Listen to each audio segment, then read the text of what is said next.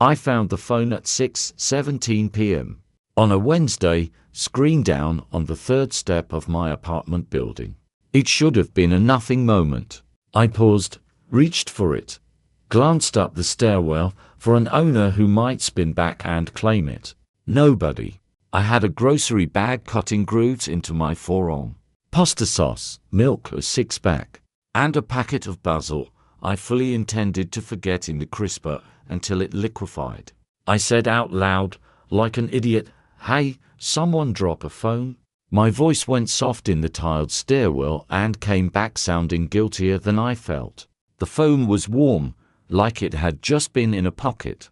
No case, no stickers, just matte black and a small chip on the corner. When I pressed the side button, the lock screen woke. 6:18 p.m. Wednesday. The wallpaper was a photo of a white dog with a patch over one eye, asleep on a couch. Cute. I waited for a notification to pop, something that might give me a name, then climbed to my place on the fourth floor. I set my groceries down and set the phone on my kitchen table. My own phone was dead. Naturally, the charging cable was perpetually at work where I never needed it.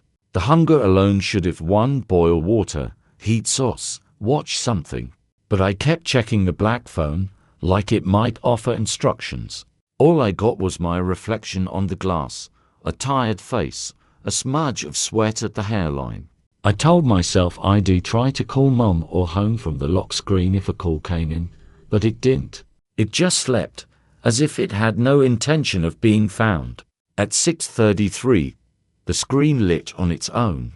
No call, no text. The camera shutter sound, a soft click echoed in my kitchen. I had touched it. A thumbnail appeared in the bottom left, a new photo.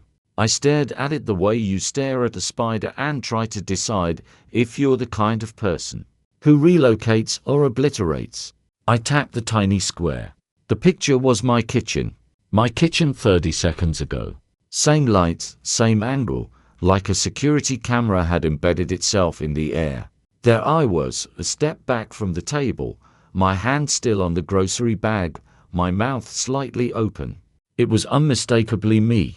I spun around like a click. Nobody in my kitchen. No camera on the shelf. No dot and a smoke detector. No sliver in the outlet. I looked back at the phone. Another soft click. Another thumbnail. I opened the second photo. Same angle. This time, I was looking at the first photo on the phone, which meant this second photo had to be taken after I'd opened the first.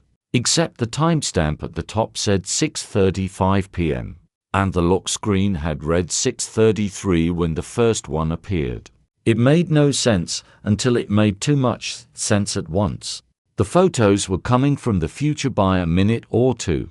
Like the phone was an anxious time traveler, sending me proof that time existed and I existed in it. My heart tried to sprint out of my ribs. The second photo showed my hands. In real time they were empty. But in the photo, they were holding the phone a different way.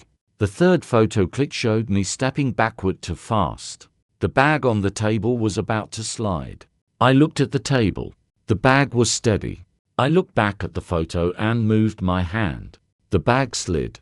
A jar bulb rossed the edge and shattered on the floor. An explosion of marinara that looked like a small crime scene. I swore. I laughed. I felt dizzy, then cornered, then greedy. Because some feral part of me understood exactly what I had in my hands. I locked my door. I turned my own dead phone over in my pocket out of habit and laughed at that too.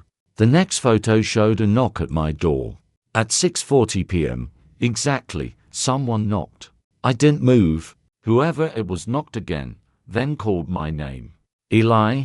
The voice was familiar in that sense you recognize a song from an old summer and can't name the year. A woman, early 30s maybe.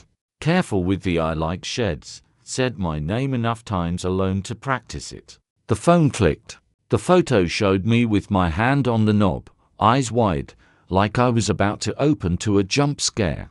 I stood there, hand ready, and thought, if I didn't open, would the future photo change? I didn't open. Another click.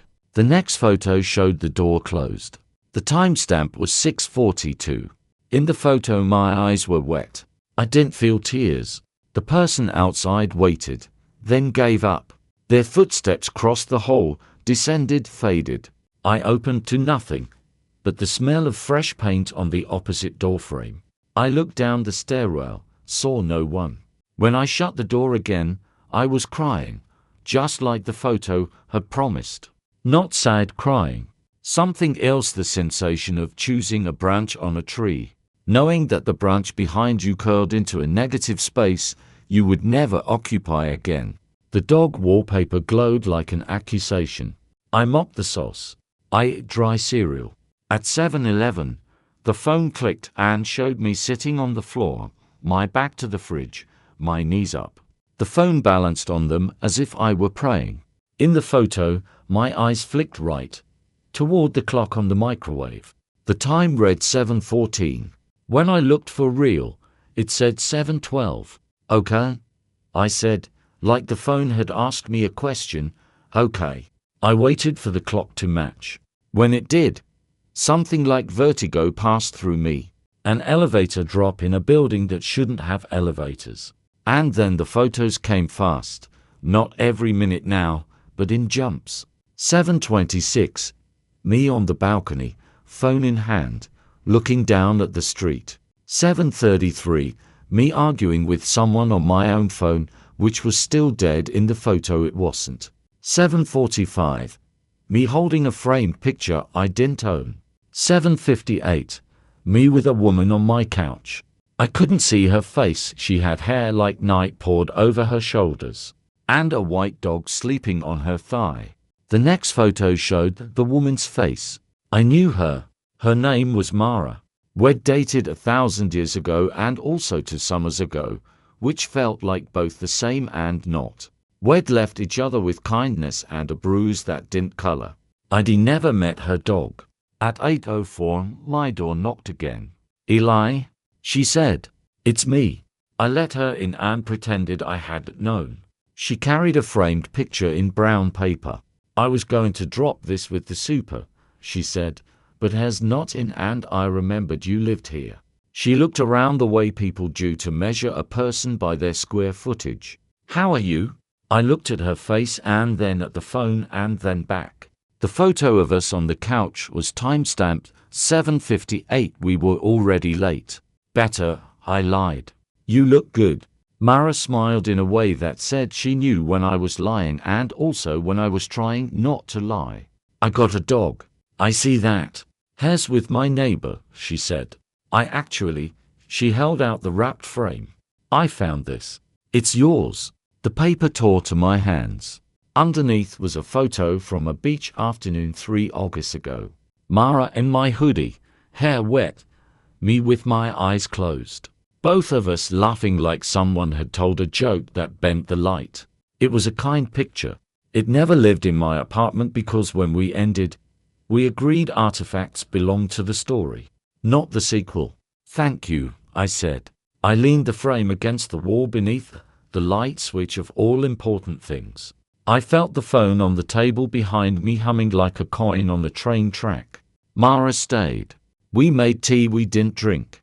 We sat on the couch. We said the sentences you say when something ended without the explosion both of you expected. I'm sorry for no. It was me who I've thought about calling. I have your sweater. I still sleep badly. We didn't kiss. The dog slept in the photo, but not in the room. It felt like breaking a rule I couldn't read. At 8:21, the phone clicked again. The next photo showed Mara and me standing on the balcony, my hand on the railing, her hand on mine. There were cops in the street. One of them was looking up, his mouth open like he was in the middle of yelling my name. I felt cold start at my ankles and rise. I stood. We need to go outside, I said, and I didn't explain. I didn't check the real street. I just trusted a picture more than the window. We went down the stairs, fast enough to make the rails vibrate. We reached the lobby as a woman came in, my neighbor from 3B, cheeks bright with panic. Did you call? She asked me. Call who? The police, she said, And in that second I understood everything and nothing at once. I hadn't called. Not yet. On the sidewalk, the air was all lights and radio. A cruiser idled, another rolled up. One cop, a young guy with an unlined forehead, pointed at me. "You're Eli," he said. "You called it in." "In what?" I asked. "The Post," he said, like dumbness was contagious and had contracted it from me. "You posted that you were going to jump." It hit with the sound of the jar breaking. "What?" He unlocked his phone and shoved it at me. "A Reddit post. My username. My photo of the beach frame. A caption, 'I can't do this anymore. I'm going to step off the balcony at 8:30 p.m. If any of you care, now would be the time to stop me.'" It had been posted 6 minutes ago. "Eli," Mara said, not asking a question, but trying to hold my name steady by saying it. "I didn't write that." My voice came out wrong, thinner than honesty. The cop gave me that look people give the truth when it's inconvenient. "I didn't." "Okay," he said slowly, like stepping through glass. "Can we go upstairs?" We stood on my balcony with 2 officers and a city of eyes below us. The wind shoved my shirt against my chest. I kept waiting for the universe to pick a side. My neighbor stared, phone up, live streaming with her mouth parted like a fish. "Talk to me," the young cop said, too gently. "I'm not," I started, then stopped. The black phone in my pocket throbbed. I took it out like contraband, and of course the cop tensed. Because that's a movement with 1,000 bad endings. I held it up to show him the dog wallpaper, like that would explain anything. A click. A new photo. My balcony. Me on the railing. "Don't," Mara said, grabbing my arm. "Please." "I'm not." I showed her the photo. Her hand tightened. "Where did you get that?" the cop asked. "Found it." It showed me things before they happened. He didn't smirk. He didn't roll his eyes. He looked at the screen a long time with the cop's broken clock face. "What happens next?" he asked. We waited. The next photo was my kitchen again. The angle was wrong, like lower than eye level, like someone shorter was holding the phone. The timestamp, 8:32. The frame on the floor, glass exploded like frost. The couch empty. The dog awake, ears up. "Mara," I said. "It's not my dog," she said, and then, "Wait. It is my dog." I realized what was wrong. The angle wasn't lower, it was from the floor, as if the phone had been dropped. As if someone had fallen. I set the black phone on the balcony table the way you set down a gun you can't unload. I went inside. The officers followed, careful in the way people are careful around grief. The frame was still leaning against my wall. The couch was still holding the dent of company. The world was still waiting for the next thing to happen. I charged my own dead phone. The screen came to life with a drag of notifications like beads on a string. Messages from friends. "Are you okay? Is this a joke? Dude." A DM from a stranger. "Don't do it. Please." The Reddit post had hundreds of comments already. A Maud had tagged a crisis hotline. "Who has access to your account?" The second cop asked. "No one," I said. "Only me." "You sure?" He didn't mean to be cruel. He was under instructions painted in statutes. Not to assume anyone is alone with their passwords anymore. "Someone could have grabbed my phone at the bar last week," I said. And it was possible in the same way that any number of terrible exact coincidences are possible. But why the black phone clicked? It showed my kitchen at 8:36. The balcony door was open. A figure moved through the frame, too blurred to identify, but the shape was me, and the motion was panic poured into a body like a sloshing bucket. The next photo, 8:37. The frame was shattered now. The couch was empty. The balcony door was open wider. "Okay," the young cop said. "We're going to step outside again." We did.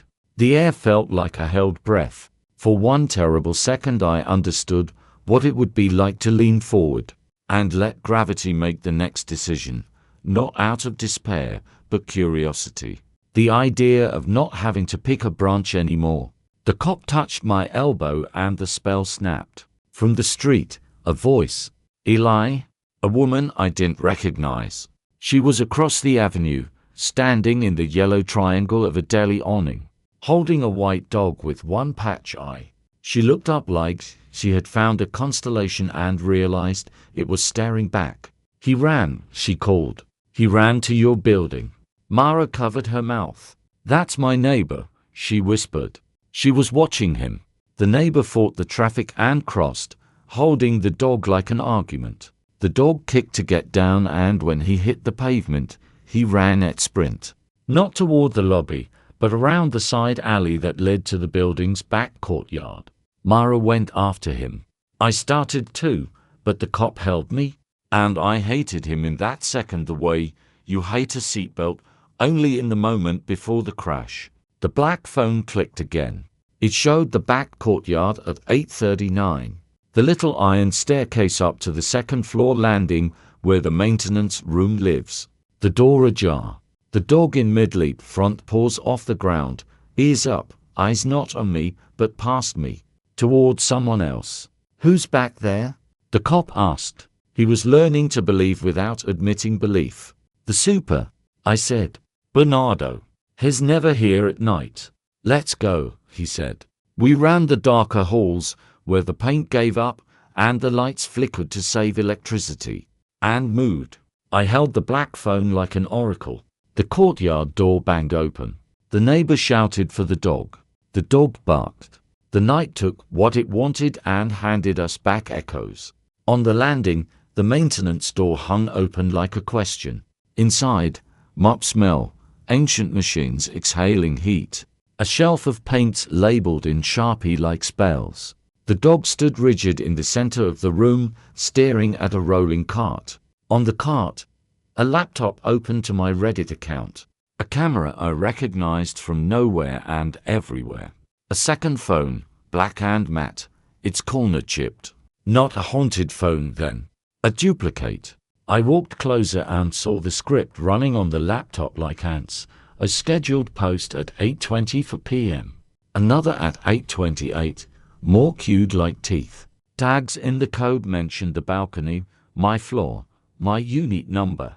The camera was aimed through a little hole cut in the back vent. The kind of hole you wouldn't see unless you were looking for it from the inside. Someone had mapped my apartment's angles like a heist.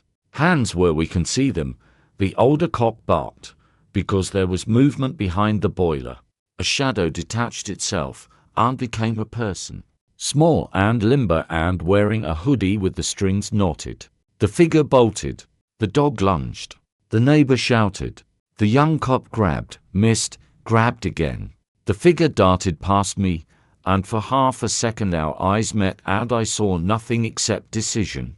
I reached. I caught fabric. The hoodie jerked, and a kid stumbled hard into the opposite shelf. Paint cans shuddering. One popping its lid like a cannon. Thick white spilled over the floor, over shoes, over the dog's paws. Don't move, the cop said. And this time the kid froze because the authority in the voice was a weight you couldn't see, but could feel on your neck. Mara pressed herself into the doorway. The neighbor crouched and pulled the dog close, whispering apologies as if she had spilled the paint herself. The kid shook under my hand. He couldn't have been more than 17.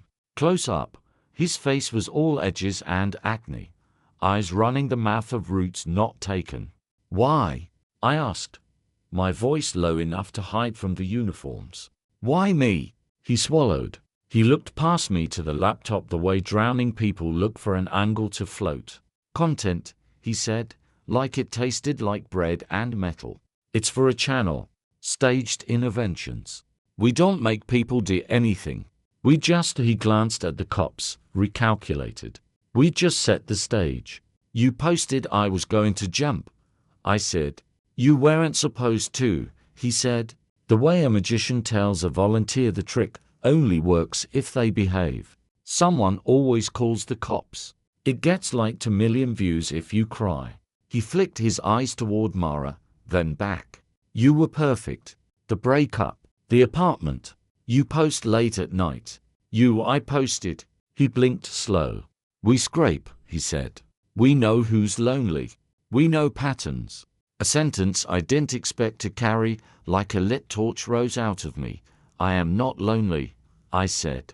And to my surprise it was almost true. The old cop cuffed the kid with the solemnity of a man stringing lights on a dangerous Christmas tree. The young cop read rights like a spell. The neighbor dabbed the dog with a rag. Mara watched me the way you watch a fault line and decide whether to build your house anyway.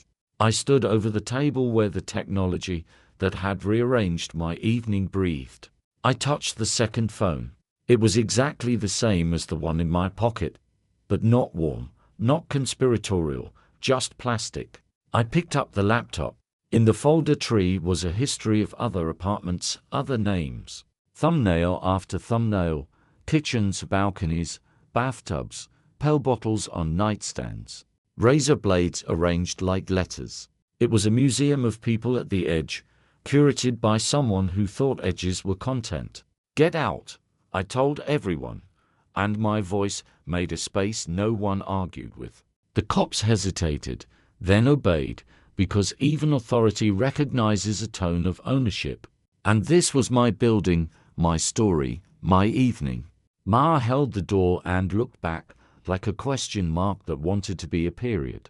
When the maintenance room was mine, I opened the script that had scheduled my posts. It had already queued one for tomorrow. Update. I didn't jump. It was a cry for help. Thank you, Reddit. You saved me. Another for next week. Amma about the night I almost did it. They planned my redemption arc. My arc of gratitude. My content calendar in a tidy row. All I had to do was live according to their story. I deleted the queue. I closed the laptop and leaned on the cart until the wheels squealed. I lifted the camera and saw myself in the lens, not distorted, just me. I thought of all the people whose kitchens had been framed like that without permission. I thought of all the viewers who had watched and commented, and argued over whether some stranger was an actor or a real one. I thought of the kid and the way he'd said content like confession. I carried the equipment to the balcony, because of course I did, and laid it out for the cops like a butcher lays out knives. The neighbor took her dog home. The kid sat on the curb in cuffs and looked exactly as young as he was. The young cop took my statement in sentences, and I signed my name at the end like I was endorsing an invoice. The black phone in my pocket didn't click again until midnight. I was alone in my apartment. The frame was still unbroken. The tea was cold in the pot. The city had rolled over to its other side. The photo that arrived showed me in a hospital waiting room, head down, elbows on knees. The timestamp, to 07 a.m. A woman across from me was asleep with her mouth open. A TV showed a game show host pointing at a board. The caption on the closed captions read, "Survey says, I stared at the photo until colors dried." I thought, this could be a lie. It could be part of the pipeline.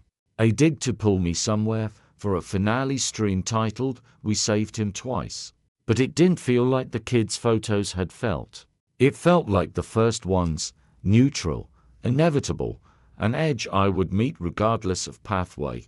At 1:38 a.m., the neighbor banged my door with both fists. There was blood on her forearm. Her voice broke on my name. He swallowed, she said, and I didn't need her to say what. The kid, the one who had spent his summer staging disaster until disaster accepted the invitation. We drove and didn't speak. It turns out there is no bad time to cry with a stranger.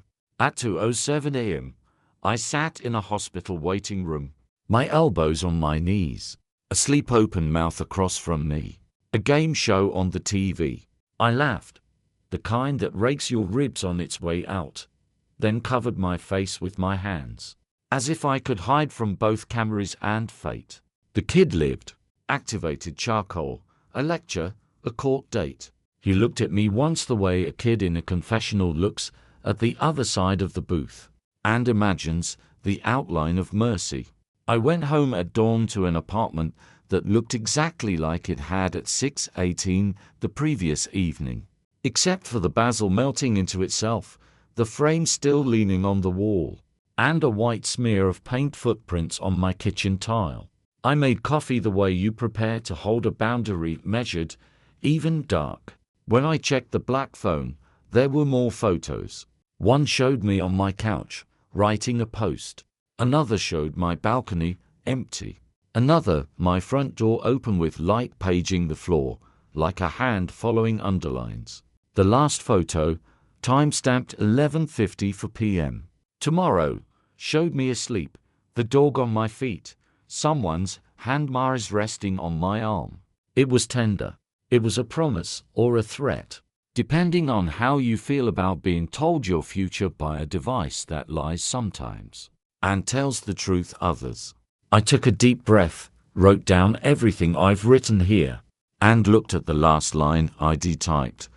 End with an open-ended question to the audience. So here it is. If you had a phone that showed you the next terrible 5 minutes, and sometimes the next gentle ones, would you use it to avoid pain? To catch love at the exact moment it arrives? To stage your life so that it never surprises you again? Or would you smash it, risk everything, and reclaim your right to be blindsided like the rest of us?